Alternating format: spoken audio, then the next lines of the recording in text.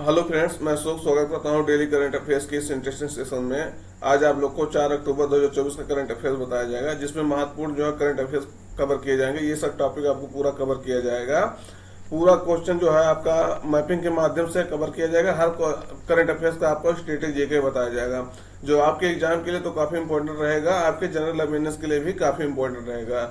तो video last तक देखिएगा। कई सारे नए डाउट जो आपका क्लियर होने वाला है और कई सारे नई जानकारी आपको मिलने वाला है। और आप निश्चित रूप से देखिएगा, वीडियो लास्ट तक देखेंगे तो आपको जो है यहाँ से क्वेश्चन जो है जरूर मिला करेगा, क्योंकि जो है क्वेश्चन बहुत रिसर्च करके लाया जाता है, कोई ऐसे यहाँ वहां से नहीं उठा लिया जाता है। तो इसलिए जो वीडियो जो है लास्ट तक देखिएगा, जिससे आप जो है आपके एग्जाम में हेल्प हो सके। तो शुरुआत करते हैं आज के जो है इम्पोर्टेंट डेज के साथ। आज जो है विश्व पशु कल्याण दिवस जो है मनाया जा रहा है। ये कहीं कहीं इसको विश्व पशु दिवस खाली कहा जाता है। तो वर्ल्ड एनिमल वेलफेयर डे ये आज मनाया जा रहा है। इंपॉर्टेंट हो जाता है 4 अक्टूबर को क्या मनाया जाता है? विश्व पशु कल्याण दिवस, यानी पशुओं का कल्याण करने के लिए, उनको जो है महत्व देने के लिए दिवस पूरे विश्व में मनाया जाता है। इंपॉर्टेंट हो जाता है। इस वर्ष का इसका थीम है the world is their home too, मतलब दुनिया उनका भी घर है।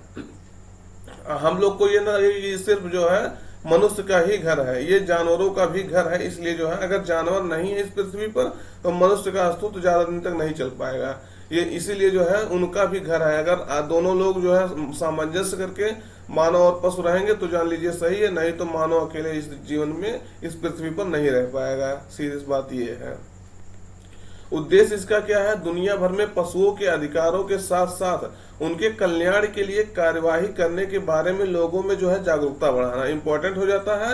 आप सब लोग भी पशुओं के प्रति जो है दया भाव रखें, पशुओं का सम्मान करें, पशुओं को जो है मारे ना। इसका दिवस का थीम यही है। देखिएगा वर्ल्ड एनिमल डे। तो इम्पोर्टेंट हो जाता है जितने भी जीव हैं उनका जो है आप सम्मान करें, उनको मारिए ना, उनके साथ सामंजस्य बैठा करके जीवन जिए। पहला क्वेश्चन क्या है कि प्रधानमंत्री मोदी कौटिल्य आर्थिक सम्मेलन इंपॉर्टेंट हो जाता है 2024 में भाग लेंगे। इसका आयोजन कहाँ हो रहा है? तो इंपॉर्टेंट हो जाता है। इसका आयोजन विकल्प में है नई दिल्ली, मुंबई, गुरुग्राम, वाराणसी। सही उत्तर आपका रहेगा नई दिल्ली। नई दिल्ली में जो है ताज पैलेस है, ताज पैलेस होटल, तो वहां जो है ये भाग लेंगे। इंपॉर्टेंट हो जाता है।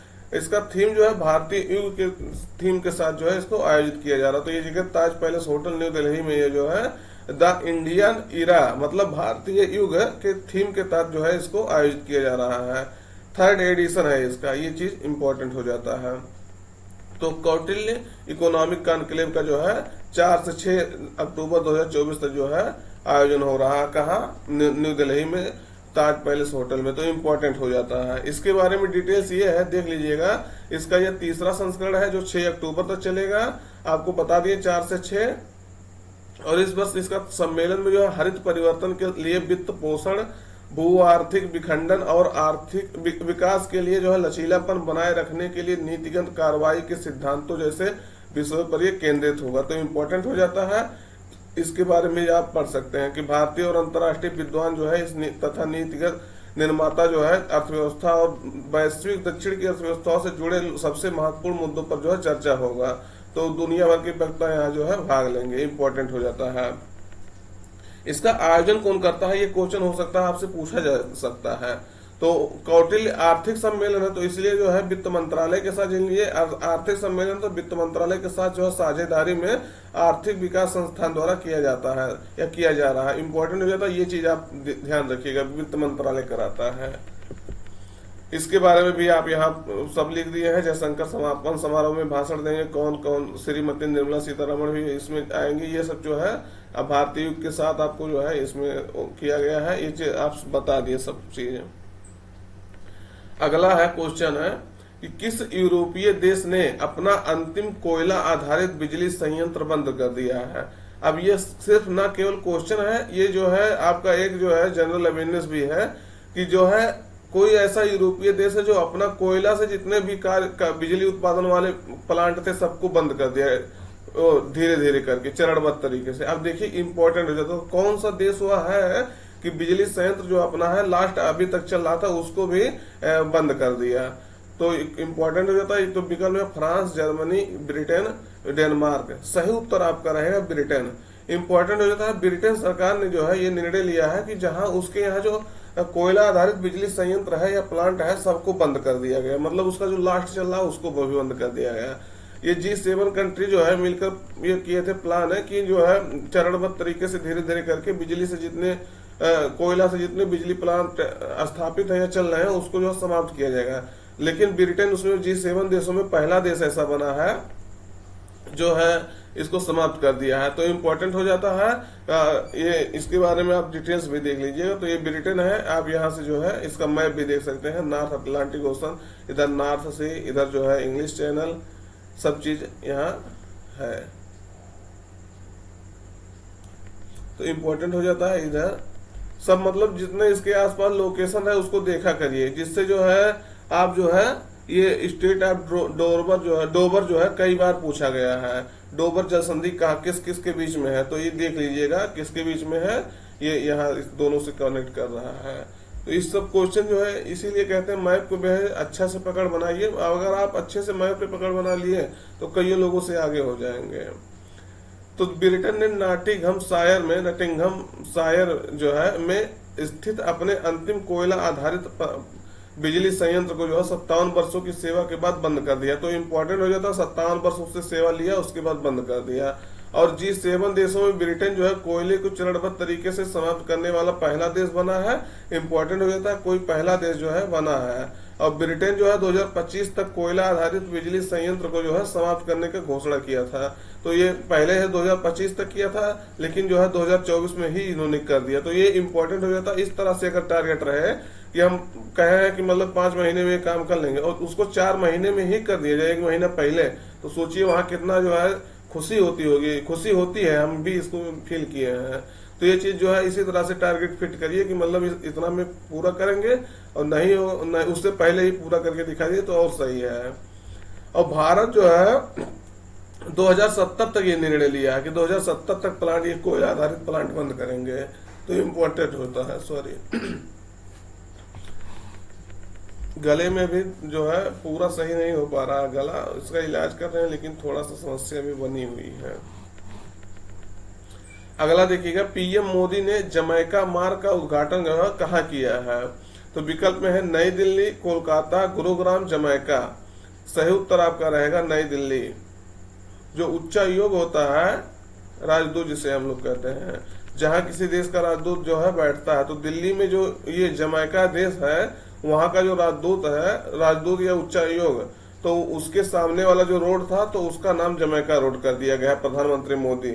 आप सबको अभी बताए थे कि प्रधानमंत्री यहाँ जमैका के पीएम जो है भारत के जो है यात्रा पर थे, आधिकारिक यात्रा पर, तो वहां आए थे, तो वहां मोदी जो है उसका उद्घाटन कर रहे थे, तो उसी को कर दिया था। तो पीएम मोदी ने जो है नई दिल्ली स्थित जमैका उच्चायोग के सामने वाली सड़क का नाम जो है जमैका मार्ग कर दिया। तो इम्पोर्टेंट हो जाता है, जमैका एक देश है। और जमैका के प्रधानमंत्री एंड्रयू होल्सन, आपसे बताए थे कि अभी जो है जमैका के प्रधान एंड्रयू होल्सन जो है भारत की आधिकारिक यात्रा पर थे। किस देश के जो है प्रधानमंत्री हैं, तो इम्पोर्टेंट हो जाता है, इसलिए जो है याद रखिएगा। तो एंड्रयू होल्सन जो है जमैका के प्रधानमंत्री हैं और 30 से लेकर 30 सितंबर से 3 अक्टूबर तक भारत की आधिकारिक यात्रा पर थे। आपको ये बता दिया गया था क्वेश्चन कि हाँ कौन ये है। तो एंड्रयू होल्सन का नाम याद रखिएगा, ये जो है जमैका के प्रधानमंत्री हैं। अब यह है जमैका, ये जो है कैरिबियन सी में स्थित एक देश है, छोटा सा, किंगस्टन इसकी राजधानी है। अब राजधानी देख लीजिए, इसके आसपास हैती, क्यूबा, मैक्सिको, ये सब देश हैं। तो ये जो है कैमन आइलैंड देख लीजिए यहाँ। तो ये सब लोकेशन इस तरह से देखा करिए जिससे जो है आपको लोकेशन भी पूछे या राजधानी भी पूछे तो आपको कवर होता रहे। आप देखेंगे ये आपको लगेगा धीरे धीरे कवर हो जाए, लेकिन ऐसे ऐसे आप राजधानी याद करते करते मेन राजधानी आपको याद हो जाएगा, बशर्ते कि आप पढ़िए। इधर देखिए प्यूर्टोरिका है, वर्जिन आइसलैंड है, इधर सब हैती है। तो इधर जो है मतलब पूरा आप इसको लोकेशन का मैप के माध्यम से देखा करिए और अपने माध्यम से अपने जाकर के इसको देखा करिए स्वयं से, तो और ज्यादा फायदा करेगा आपको। तो इम्पोर्टेंट हो जाता है। इसकी राजधानी क्या है, किंगस्टन। ये देखिएगा किंगस्टन इसकी राजधानी है, कैरिबियन सी में स्थित एक देश है। अगला है कि खो खो वर्ल्ड कप 2025 जो है किस देश में आयोजित किया जाएगा। तो सही उत्तर आपका रहेगा भारत। देखिए विकल्प नहीं होता, कोई दिक्कत नहीं, आप देख लीजिए। तो भारत में जो है इसको आयोजित किया जाएगा। इंपॉर्टेंट होता है, इसमें जो है 6 महाद्वीपों के जो है 24 देश भाग लेंगे। तो इम्पोर्टेंट हो जाता है 24 देश इसमें भाग लेंगे। तो कहाँ होगा अगले साल 2025 में?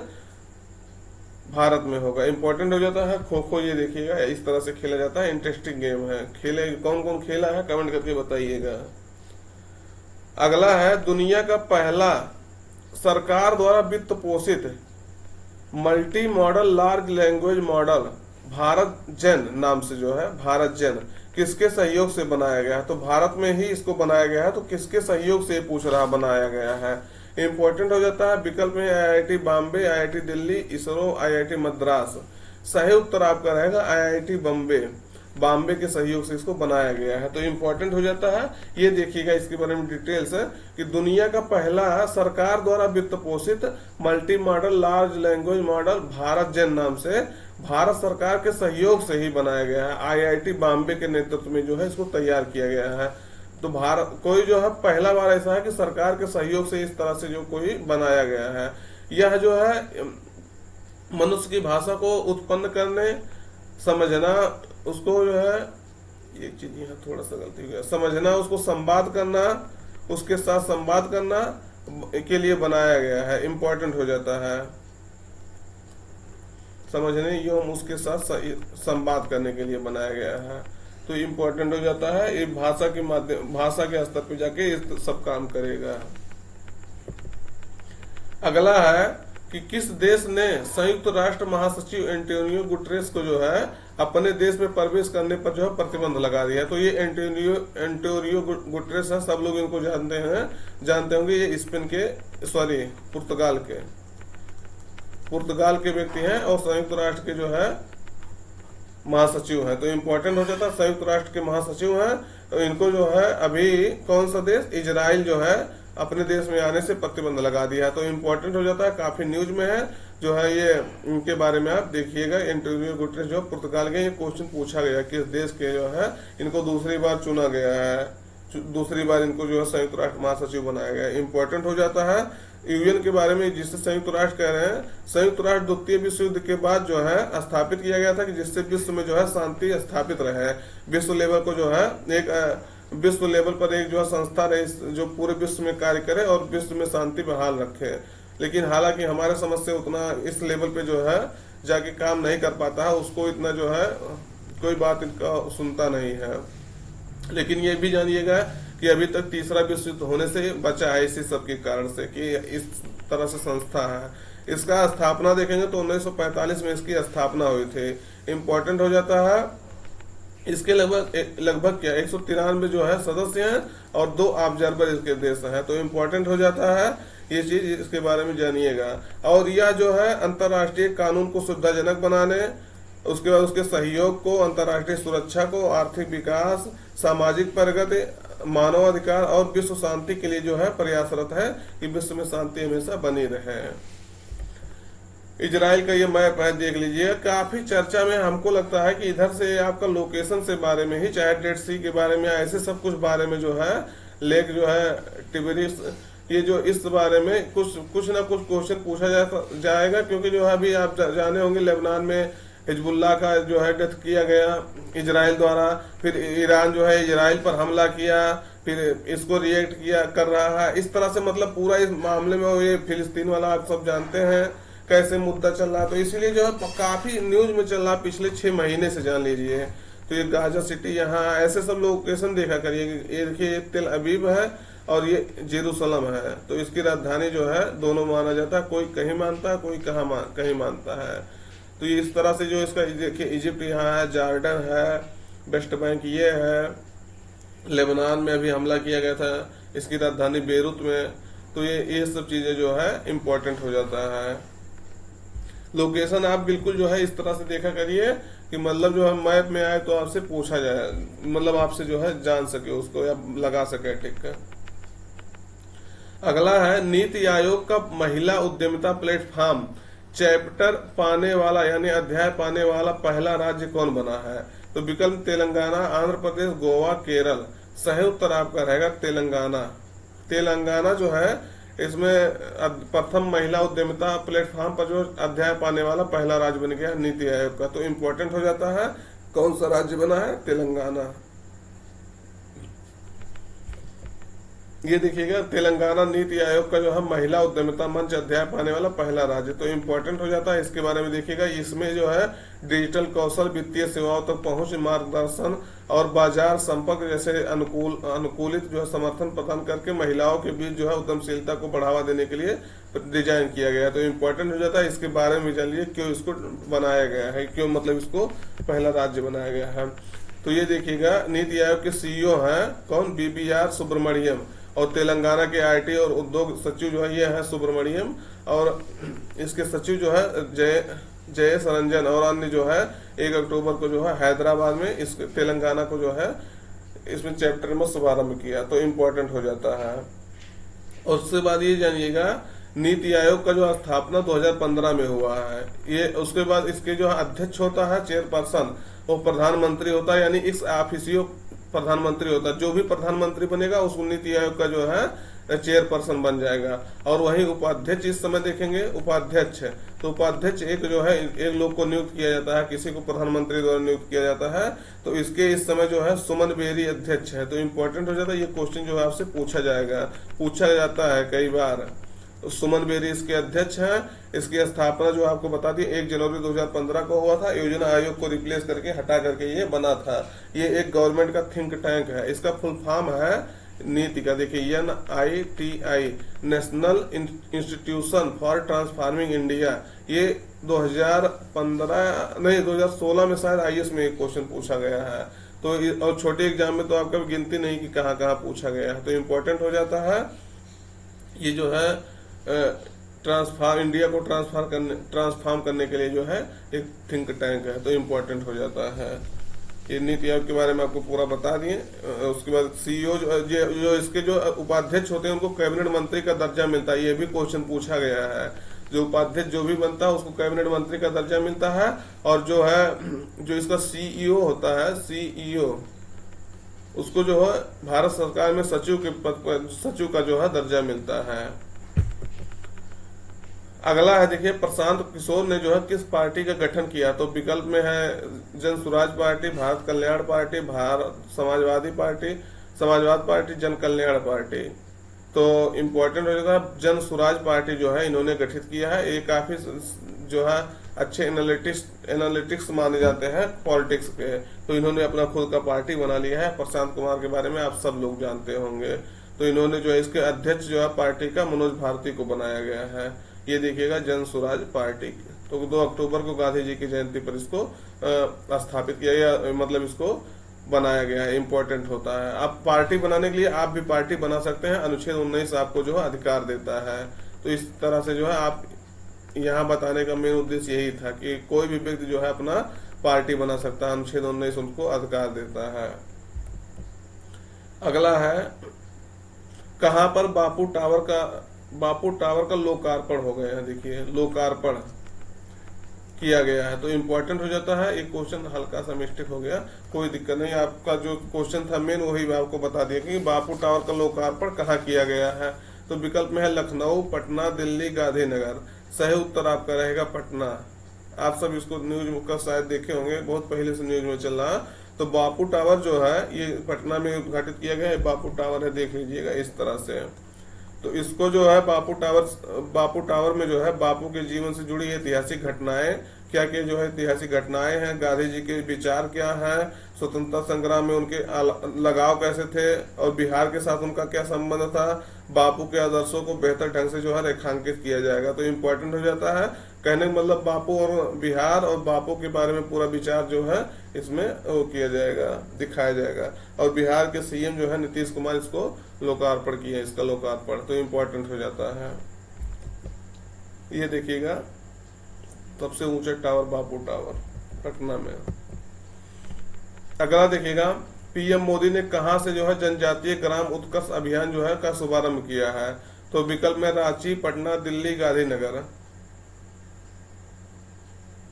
इसका एक क्वेश्चन यहाँ गलत हो गया, यहाँ जो है विकल्प में आपको हजारीबाग डालना चाहिए था।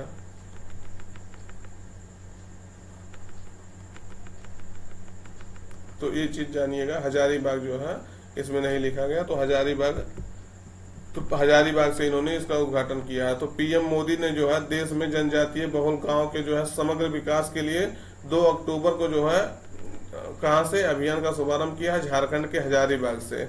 जो मेन आपका टॉपिक था वो बता दिया गया, विकल्प थोड़ा सा डिस्टर्ब हो गया था तो उसको देख लीजिएगा। इसका उद्देश्य क्या है, सामाजिक और संरचना, स्वास्थ्य, शिक्षा और जीवन यापन में जो है अंतर को, जो गैप है उसके बीच में, उसको कम करना है। इससे जो है 30 राज्य के जो है 549 जिलों में जो है ये 5 करोड़ से अधिक आदिवासियों को जो है लाभ मिलेगा। तो इम्पोर्टेंट हो जाता है, ये चीज जो है ध्यान रखिएगा। इनके बारे में जो है इनके शिक्षा, स्वास्थ्य और सब सुविधाओं को जो है बढ़ाने के लिए योजना लॉन्च किया गया है। तो सेशन कैसा लगा कमेंट करके जरूर बताइएगा। अगर वीडियो में नए हैं तो चैनल को सब्सक्राइब कर लीजिए, जिससे आपको नई जानकारी इसी तरह से मिलता रहे, क्योंकि जो है यहाँ एक क्वेश्चन जो है बहुत अच्छे तरीके से जा करके डिजाइन किया जाता है। और दोस्तों तक अपने पहुंचा दीजिएगा वीडियो को, और लाइक और कमेंट के माध्यम से अपना राय रख सकते हैं। फिर मिलते हैं नई वीडियो में, तब तक के लिए धन्यवाद। Till then take care.